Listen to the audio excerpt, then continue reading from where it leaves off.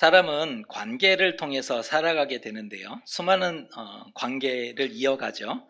새로운 만남이 계속되기도 하고요. 서로의 관계에서 그런데 한쪽에서 언제나 이득을 얻으려고 하면 어떻게 될까요?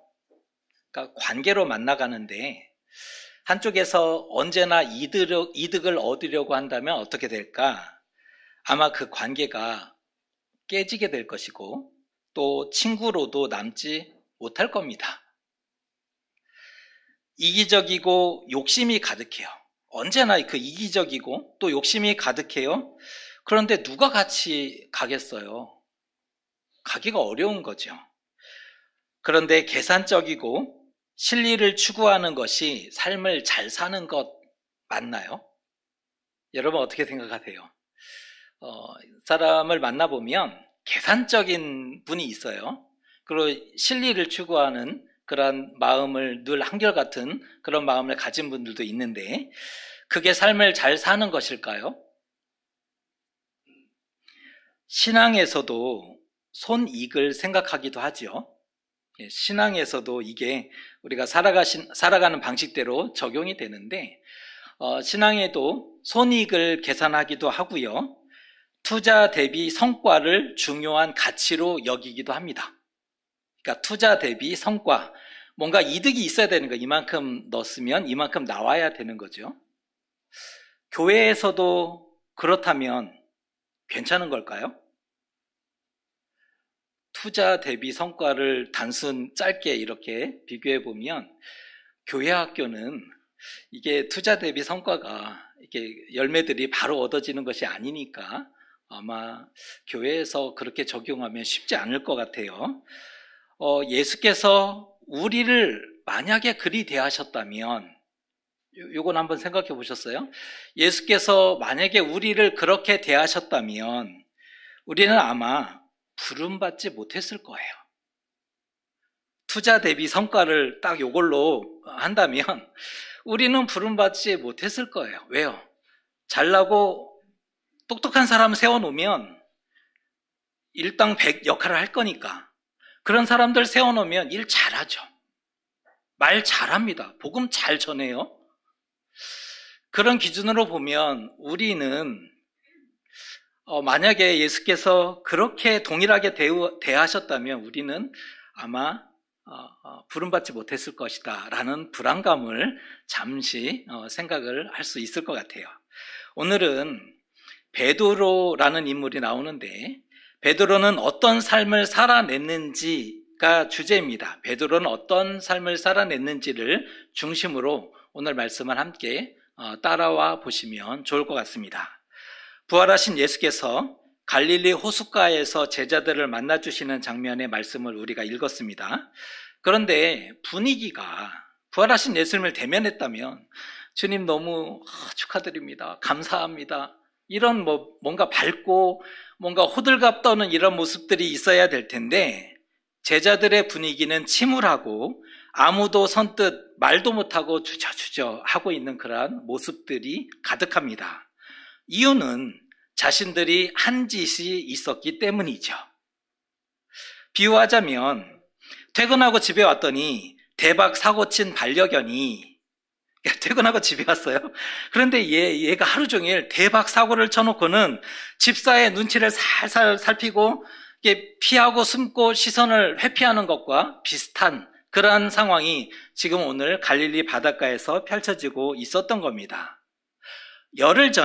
불과 열흘 전에 다 버릴지라도 나는 주님을 버리지 않겠습니다 라고 서로 경쟁했어요. 제자들이 이 사람 저 사람 다 버릴지라도 나는 버리지 않겠습니다. 그 중에 목소리가 제일 컸던 사람이 누구예요? 베드로가. 이 사람들은 다 버려도 나는 주님 안 버린다니까요. 그러면서 뭘 약속을 했어요? 손에 장을 지지겠다. 큰 소리까지 쳐놓은 그런 상황이었어요.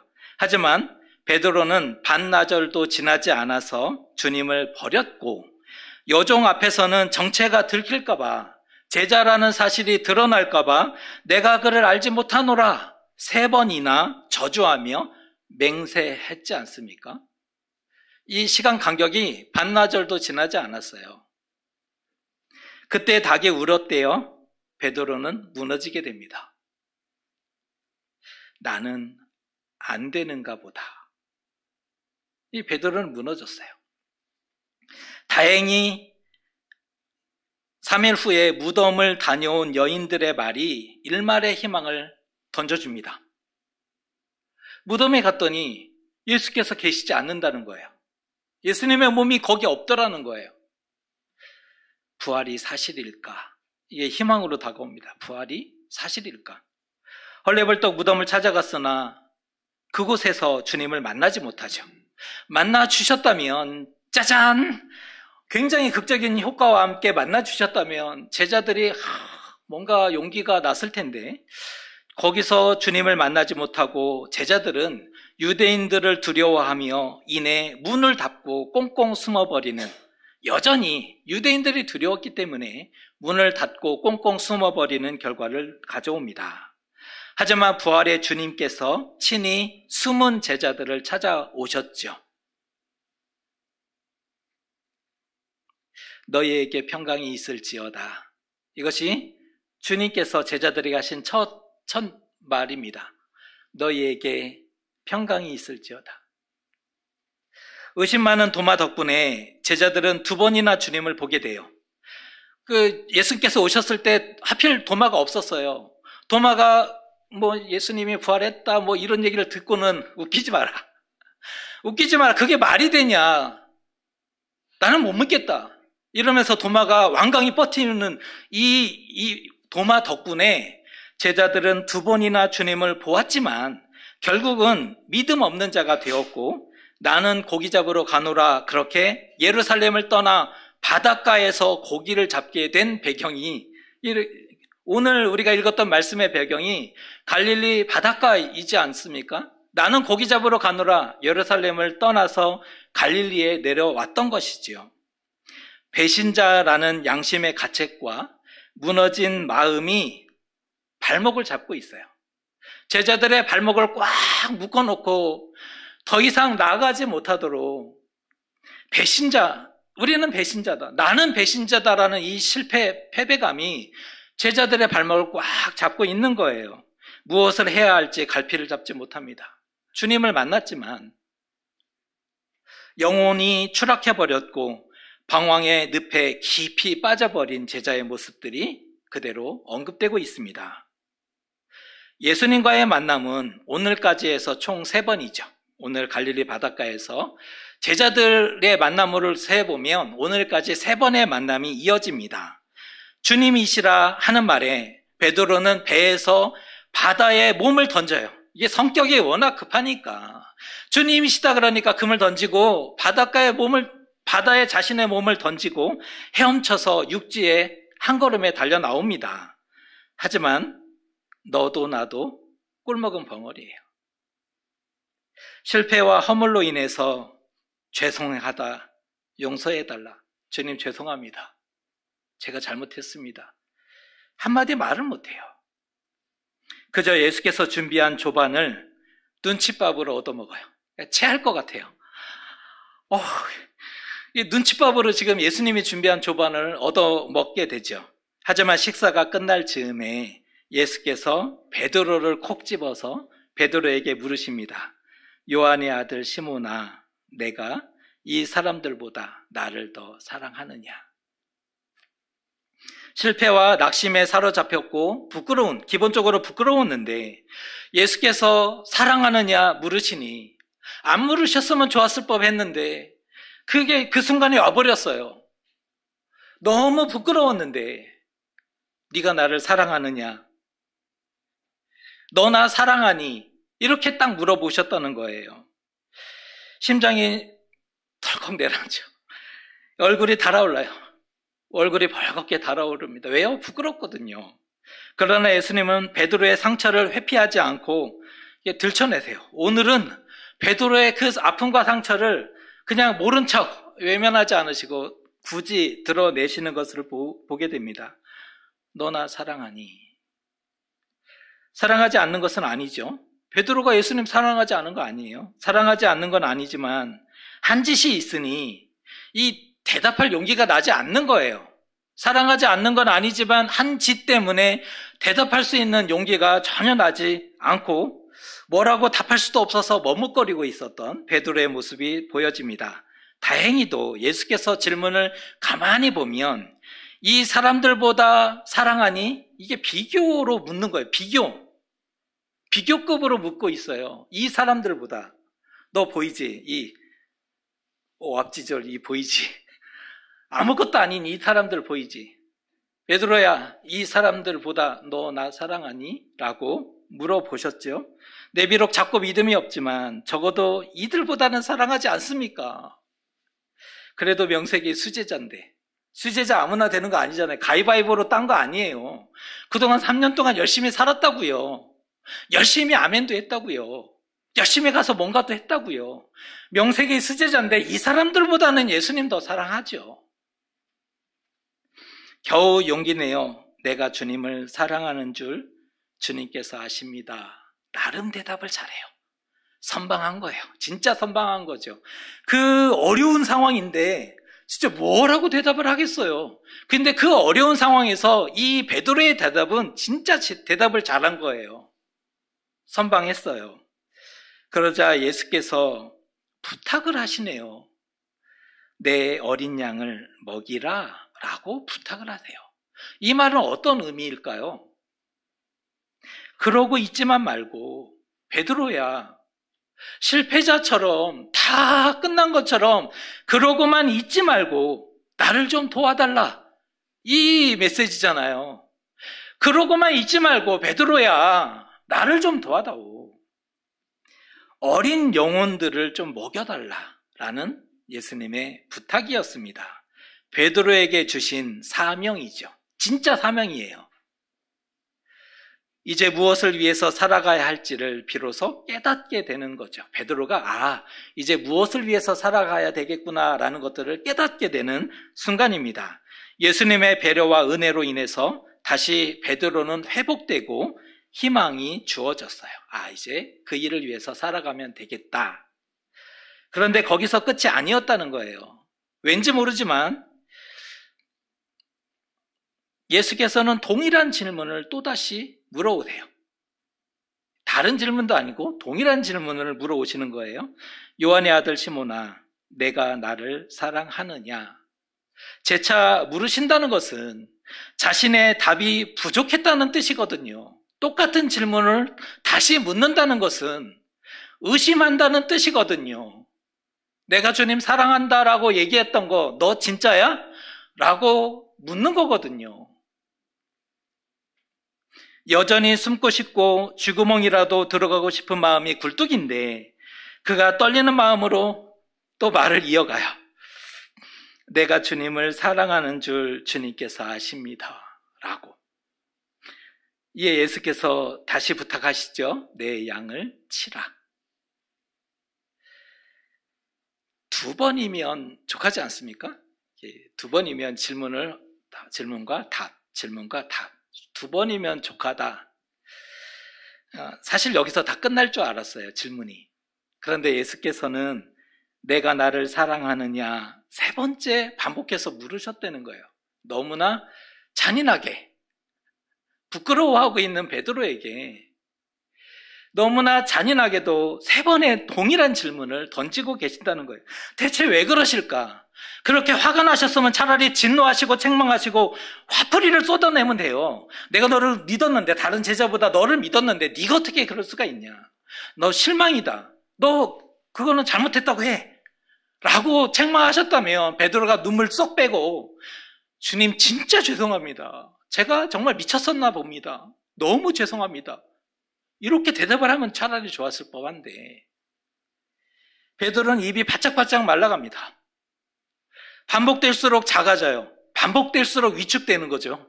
이거는 반복될수록 이게 너무 괴로운 거죠. 물으시는데 또 답을 안 할 수도 없잖아요. 물으시는데 또 가만히 있으면 무슨 불호령이 떨어질지도 모르겠고 기어가는 목소리로 주님 모든 것을 아시오매 내가 주님을 사랑하는 줄을 주님께서 아시나이다. 같은 말을 그저 반복하고 있어요. 베드로의 답도 같은 말을 지금 예수님께 3번 반복하고 있는 것을 보게 됩니다.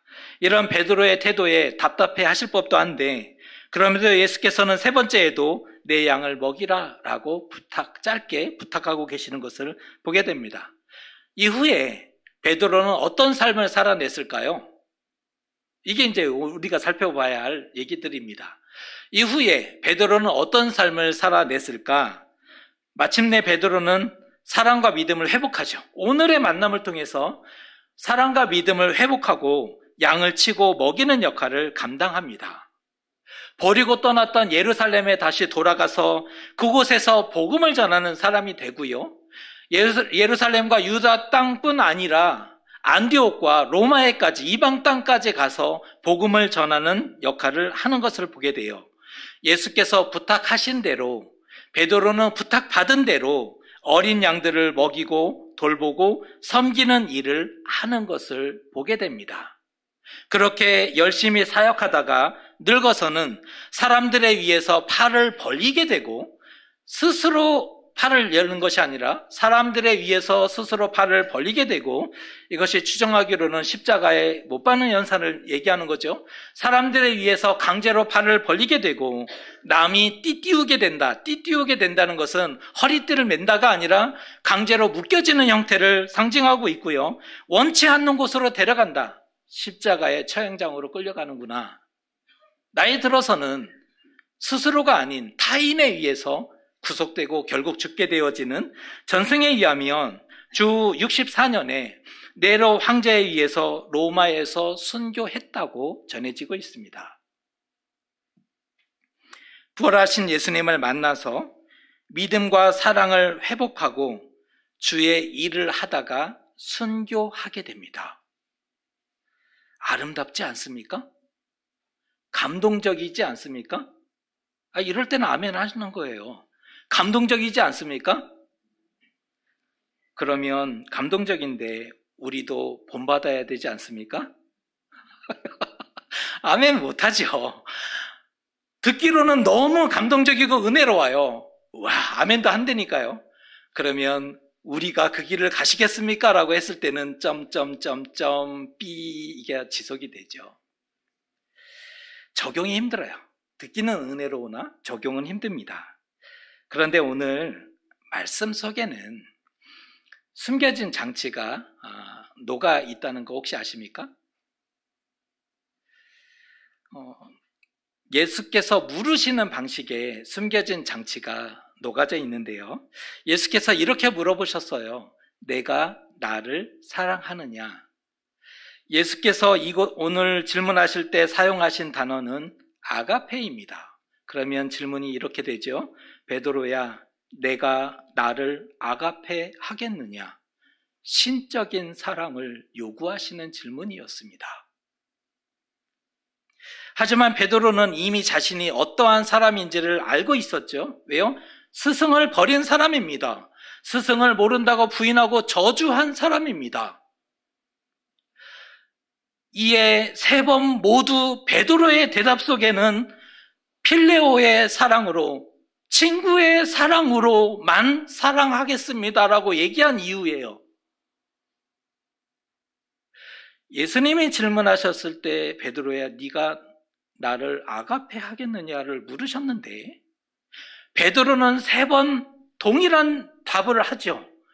필레오, 친구의 사랑으로만 사랑할 수 있습니다라고 답을 하죠. 베드로가 답했던 주님께서 아신다라는 말은 내가 주님 사랑합니다, 주님 아십니다 이 뜻이 아니고요.